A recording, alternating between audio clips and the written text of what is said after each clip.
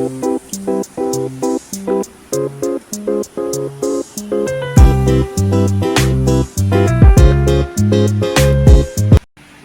किचनमध्ये नमस्ते. नेहमी भाजी खाऊन जर कंटाळा आला असेल तर अशी तुम्हाला मी तिखट आंबट चटपटी अशी टेस्टी चटणी दाखवते. त्याच्यासाठी एक बटाटा घेतला आहे आणि एक कांदा घेतलेला आहे. पूर्णपणे रेसिपी पहा म्हणजे तुम्हाला समजेल.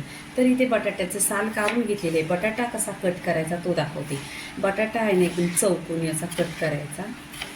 ही रेसिपी आहे ना खायला एक नंबर आहे आणि खूप छान. तुम्ही भाकरीबरोबर खा, कुलप्याबरोबर खा किंवा चपात्याबरोबर खा.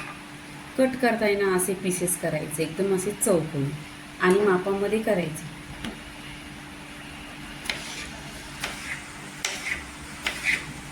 आणि मी इथे आहे ना बटाटा पहिल्यांदा स्वच्छ धुतल्यानंतर साल काढून घेतलेले आणि कट केलेले.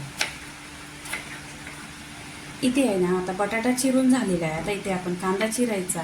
भरपूर चटणी होती म्हणून मी एकच बटाटा घेतलेला आहे आणि इथे एक कांदा घेतलेला आहे. कांदा चिरताना आहे ना एकदम असा बारीक चिरायचा, खूप असा बारीक पातळ असा चिरायचा कांदा. जितका तुम्हाला पातळ कांदा कट करताना येईल ना तेवढंच करा.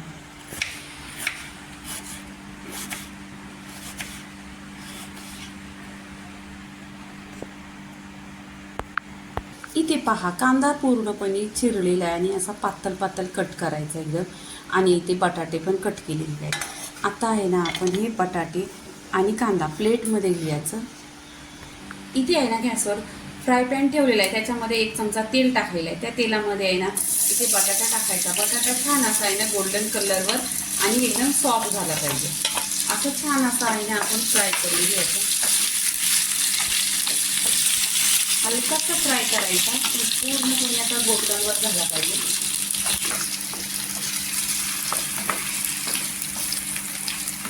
इथे पहा तेलावर आहे ना आपण छान असं परतून घ्यायचं.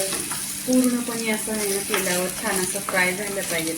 जितकी आपली चटणी छान होईल आणि टेस्टी पण लागेल. इथे पहा बटाटे पहा छान असा गोल्डन कलर झालेला आहे. असाच गोल्डन कलर आहे ना 1-2 मिनटं करून घ्या. इथे पहा छान असा बटाट्याला गोल्डन कलर आलेला आहे. इथे आहे ना पूर्णपणे बटाटे काढून घ्यायचे प्लेटमध्ये. छान अशी फ्राय करून घेतलेली आहेत. आता पूर्णपणे हे बटाटे काढून घेतलेले आहेत प्लेटमध्ये. इथे आहे ना पॅनमध्ये तेल आहे. त्या तेलामध्ये आहे ना आपण शेंगदाणा भाजून घ्यायचं. एकदम छान असं भाजून घ्यायचं. छान असं भाजून घेतलेलं आहे. ते इथे आहे ना मिरची घ्यायच्या. इथे 2 ते 4 मिरच्या घेतलेल्या आहेत आणि छान अशा कट करून घेतलेल्या आहेत. इथे लसूण टाकायची. लसूण पण इथे आहे ना छान असे भाजून घ्यायचे पूर्णपणे तेलावर.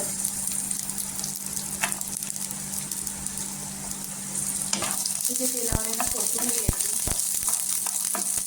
इथे पहा शेंगदाणा पण छान असं गोल्डन करून घ्यायचं आणि मिरची पण छान अशी डाग येईपर्यंत भाजायचं. खरपूस अशी भाजायची म्हणजे तुम्हाला चटणी 1 ते 2 दिवस ठेवायला झाली ना तरी तिखट छान अशी. आणि ही बरं चटणी खूप लवकर होते आणि 1 नंबर टेस्टी आहे. अशी तुम्ही नसेल बनवली तरी तुम्ही एकदा आणि ट्राय करा. एका बटाट्यापासून अशी छान अशी चटपटी तिखट आंबट चटणी होते. ही छान ही रेसिपी आहे. तुम्ही नक्की एकदा ट्राय करा. इथे पहा ह्या हिरव्या मिरच्यानं आहे ना इथे डाग पडतो. असं आहे ना 1-2 मिनटं अजून छान असं तेलावर परतून घ्यायचं. कारण शेंगदाणा आहे ना जास्त तेलावर परतल्यावर आहे ना जास्त जाळल्यावर करवटपणा येतो. म्हणून आहे ना हे आहे ना छान असं मी क्रिस्पी आणि स्लो गॅसवर आणि कमी तेल टाकलेलं आणि छान असं भाजून घेतलेलं आहे. आता इथे पहा छान असा शेंगदाण्याचा खुशबू सुटलेला आहे. इथे गॅस बंद करायचा आणि हे प्लेटमध्ये काढून घ्यायचं. इथे शेंगदाणं लसूण आणि मिरची छान असं भाजून घेतलेले आहेत. मी थंडा केलेले आहेत. इथे काय करायचं आता आपण मिक्सरचं भांडं घ्यायचं आणि छान असं मिक्सरच्या भांड्यामध्ये आहे ना हे छान असं पिसून घ्यायचं. तसं आपण ठेचा बनवतो ना तसं मिक्सरला लावून घ्यायचं. दरदरा पिसायचा आणि याच्यामध्ये पाणी नाही. पाण्याचा एक पण कोरडी एकदम करायची. इथे पहा छान असा दरदरा पिसलेला आहे. इथे मिरची पण आणि हिरवी मिरची घेतलीच पाहिजे कारण थोडंसं तिखट पाहिजे. बटाटा म्हणजे तिखटच पाहिजे. तरी ते आता पूर्णपणे मसाला बघा मिक्सरला लावून घेतलेला आहे. इथे पहा कांदा घेतलेला आहे, इथे बटाटा घ्यायचा, बटाटा पण पहा छान असा तेलावर परतलेला आहे. इथे आपण जो ठेसा बनवलेला आहे तो घ्यायचा ओतून.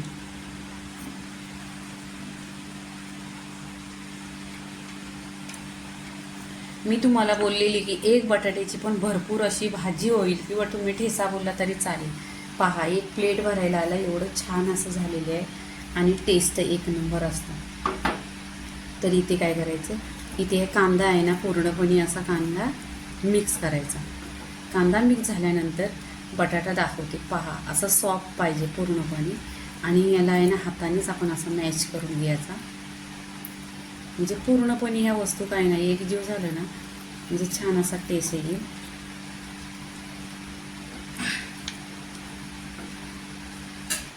इथे बटाटा आहे ना पूर्णपणे असं मॅच करून घ्यायचा.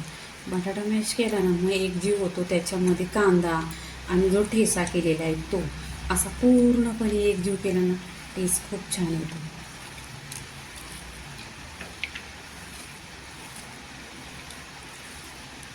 आणि तुम्हाला आहे ना भाकरी ह्याची अशी एक नंबर लागते, भाकरी चपाती.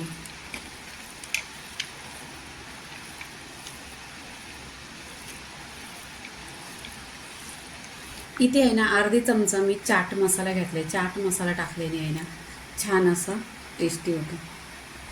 एक चमचा आमचूर पावडर टाकते, कारण आमचूर पावडर टाकली ना तर छान असा आंबट टेस्ट येतो. इथे चवीनुसार आहे ना मीठ टाकायचं. मीठ टाकल्यानंतर आहे ना इथे आपण आहे ना आमचूर पावडर टाकलेलं आहे, मीठ टाकलेलं आहे, मग छान असं मिक्स करून घ्यायचं. पहा असं एकजीव करून घ्यायचं म्हणजे पूर्णपणे टेस्ट याच्यामध्ये उतरलं पाहिजे. चमचा आहे ना तेल गरम करून घेतलेलं आहे, तर त्याच्यामध्ये आहे ना कश्मीरी लाल मिरची पावडर आहे, ती फक्त कलरसाठी आहे पण तिखट नाही.